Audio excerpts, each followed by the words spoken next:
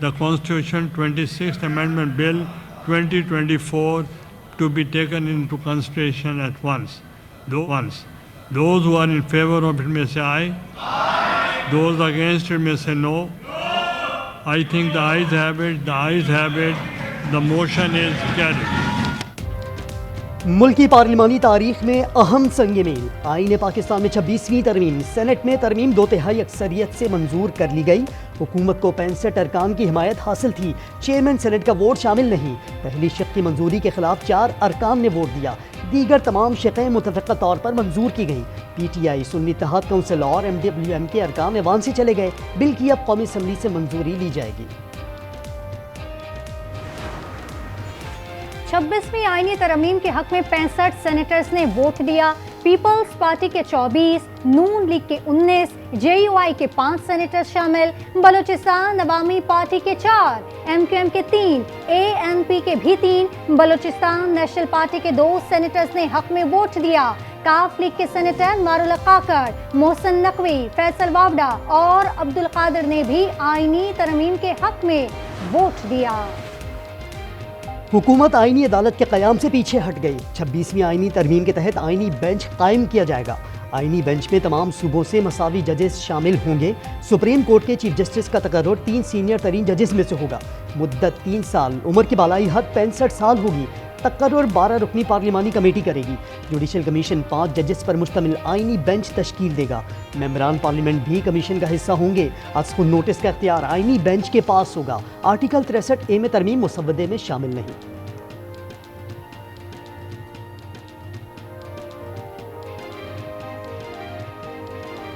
جو پروپیگنڈا کیا گیا، جو ایک بیانیہ بنایا گیا کہ یہ جو موجودہ چیف جسٹس ہیں ہمارے جناب محترم قاضی فائز عیسیٰ صاحب، شاید ان کو تقرر کرنے کے لیے کیا جا رہا ہے، میں آن ریکارڈ یہ بات کر چکا ہوں۔ انہوں نے ہر دفعہ مجھے کہا کہ وہ کسی قسم کی ایکسٹینشن میں انٹرسٹڈ نہیں ہیں۔ 19ویں ترمیم سے آئین کے توازن کو بگاڑا گیا۔ چیف جسٹس قاضی فائز عیسیٰ نے واضح کیا وہ ملازمت میں توسیع نہیں لیں گے۔ وزیر قانون اعظم نذیر تارڑ نے کہا ایک مسودے پر اتحادی جماعتوں کا اتفاق ہوا، ترمیم کے ذریعے ججز کی تقرری کو شفاف بنانے کی کوشش کی گئی۔ ان کے ساتھ جمہوریت کے ساتھ اس وقت میں اور میرے 3-4 ساتھی تو ضرور ادھر بیٹھے ہیں، باقی ساتھی اس وقت آ نہیں سکے کیونکہ ان کو ڈر ہے کہ وہ پکڑے جائیں گے اور ان سے زبردستی ووٹ لیا جائے گا۔ آئینی ترمیم کی حمایت نہیں کر سکتے۔ ہمارے کچھ ساتھی ایوان میں نہیں آئے، انہیں گرفتاری کا خدشہ تھا۔ لوگوں کو زبردستی لوٹا بنایا جا رہا ہے۔ PTI سینیٹر علی ظفر ایوان بالا میں پھٹ پڑے، کہا ڈرا دھمکا کر ووٹ لیا جا رہا ہے۔ علی ظفر نے اپنے ممبران کے دستخط شدہ ڈاکیومنٹ ایوان میں پیش کیا، کہا دستخط کرنے والا کوئی رکن اگر ووٹ دے تو ووٹ کو کاؤنٹ نہ کریں۔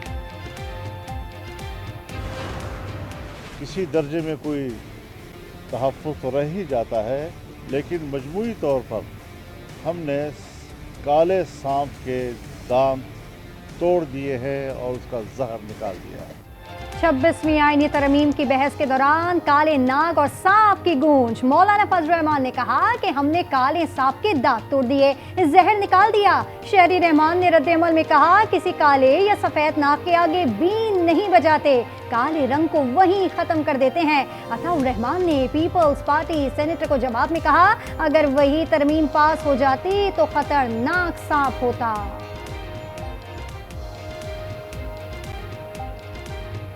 یہ کوئی بار بار کہا جا رہا ہے کالا سانپ تھا، دیکھیے جی ناگ تھا تو ہم ناگ کے سامنے بین نہیں بجاتے، ہم کالے یا سفید ناگ کے سامنے بین نہیں بجاتے، ہم پاکستان پیپلز پارٹی سے ہیں، ہم اسے وہیں ختم کرتے ہیں۔ یہ 26ویں ترمیم سامنے لائی گئی اور ہم سمجھتے ہیں کہ 100% نہ صحیح، لیکن جو گند بھرا تھا، جو اس سانپ کے دانت تھے، جمعیت علماء اسلام نے وہ دانت توڑ کر باہر نکالا اور اب وہ اس مرحلے پر پہنچ چکا ہے کہ سانپ کے جب دانت ٹوٹ جاتے ہیں پھر وہ پھڑکتا ہے۔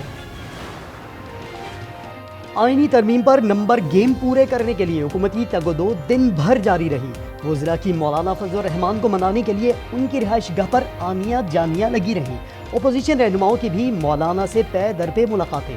بیرسٹر گوہر نے کہا JUI کی حمایت پر اعتراض نہیں، وفاقی کابینہ نے آئینی ترمیم کے بل کا مسودہ منظور کیا۔ وزیراعظم نے قوم کو مبارکباد دی، بلاول بھٹو کی بھی مبارکباد، مولانا فضل الرحمان سے اظہار تشکر، کہا مولانا کا کردار تاریخ یاد رکھے گی۔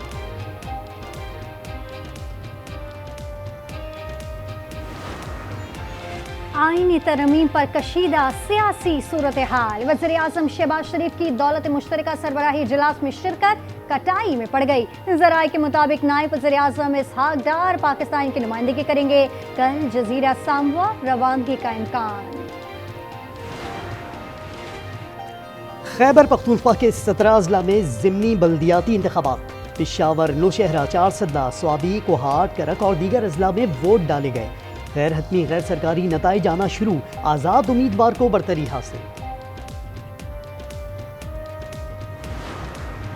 ڈاکٹر شاہنواز کی 4 پسلیاں ٹوٹی ہوئیں، موت گولیاں لگنے کے باعث ہوئی۔ خبر کشائی کے بعد اسپیشل میڈیکل بورڈ کی ابتدائی رپورٹ سامنے آ گئی۔ حتمی رپورٹ DNA اور کیمیکل ایگزامینیشن رپورٹ آنے پر پیش کی جائے گی۔